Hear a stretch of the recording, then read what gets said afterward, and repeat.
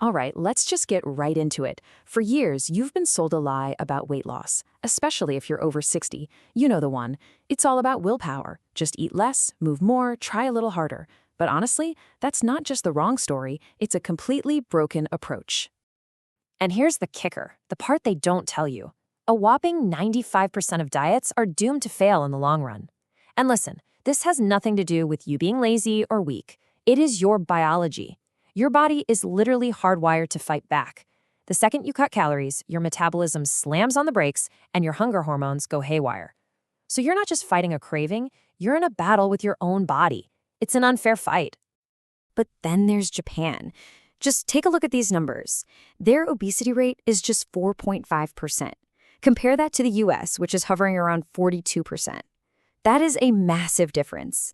And here's the crazy part. They're eating carbs. They love their rice, they have snacks, and you don't see them living at the gym. So what gives? It makes no sense, right? So what is their secret? I'll tell you what it's not. It's not some magic gene or a miracle pill. It's a system. A collection of really simple, science-backed daily habits that completely change the game when it comes to your body and food. And you want to know the best part? These habits, they actually work better for us after 60. Seriously. All right, first things first, we have to tear down this massive lie about willpower. That whole eat less, move more thing, it's a broken record, and it's time to finally turn it off. And this is where it gets really cool. It's all about something called neuroplasticity. Basically, your brain can change and rewire itself for your entire life. Think about it. Your taste buds completely replace themselves every couple of weeks. And those deep-rooted cravings, those are just brain pathways that are totally flexible, even in your 60s, 70s, or 80s. What that means is you can literally teach your brain to want different things. Which brings us right to habit number 1. Retrain your taste buds. And don't worry, this is easy. All you gotta do is start small. Swap out just one of your usual processed snacks for something fresh. An apple, some nuts, whatever. Stick with that for just 2 weeks. I'm telling you, you'll be amazed. All of a sudden, healthy food starts tasting good. Like really good. Your brain starts to crave the good stuff, not just the junk. So, if we're retraining the brain, the next logical step is to look at our surroundings. I mean, let's be real. When you're tired, when you're hungry, you're going to grab whatever is easiest. Period.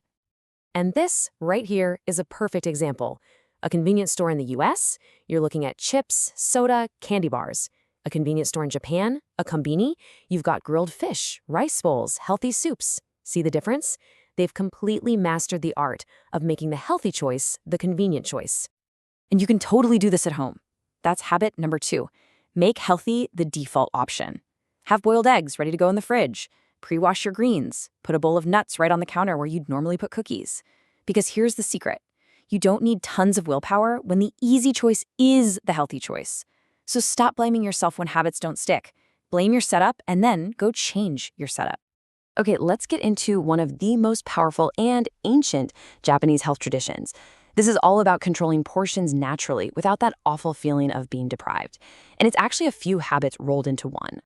It's called hara hachibu, and it basically means eat until you're 80% full. Now, this isn't some rigid rule. It's a mindset. It's habit number 3, and it's all about learning to listen to your body, to stop eating when you're no longer hungry, not when you're Thanksgiving stuffed. So how do you actually do this? Well, here are 2 more super easy habits. Habit number 4, just use a smaller plate. It's a simple brain trick, but man, it works. And habit number 5, in the middle of your meal, just put your fork down for a second, pause, and ask yourself, am I satisfied? Not full, but satisfied. This is so important, especially for us over 60, because it helps get those crucial hormones like leptin and insulin back in balance. That's a huge deal for stopping overeating.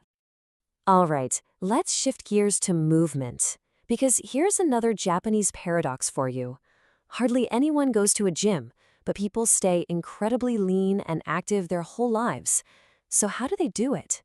Well, they move, but they don't exercise. Turns out there's a scientific name for this. It's called NEAT. It's a fancy way of saying all the calories you burn just living your life. Walking, gardening, fidgeting, stretching. And you know what? For folks over 60, this kind of gentle, consistent movement can be way more effective than killing yourself at the gym. And that's habit number 6. Weave more of this neat into your day. And this is the easiest thing in the world. When the phone rings, get up and walk around while you talk. When you're brushing your teeth, do a couple of easy squats. See? You don't need fancy equipment or a gym membership. You just need to find more little moments to move. It's about waking your body up. You're doing the work with these little movements, which is awesome. You're telling your body to stay strong. Now let's just make sure your body has the right building blocks to actually hold on to that new strength. You can check out the Advanced Immuno Formula. It's honestly what helps reverse that muscle loss that happens as we get older. The link is super easy to find right below in the description. Okay, this brings us to our final and honestly, probably the most important concept of all. It's about designing a life that automatically supports your health so you don't have to rely on willpower. And we're going to do that with our last 3 habits.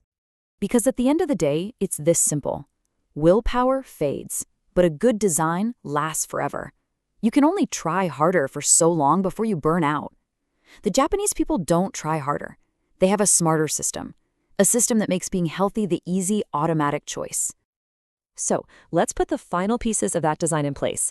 Habit number 7, design your kitchen. Put the healthy food front and center.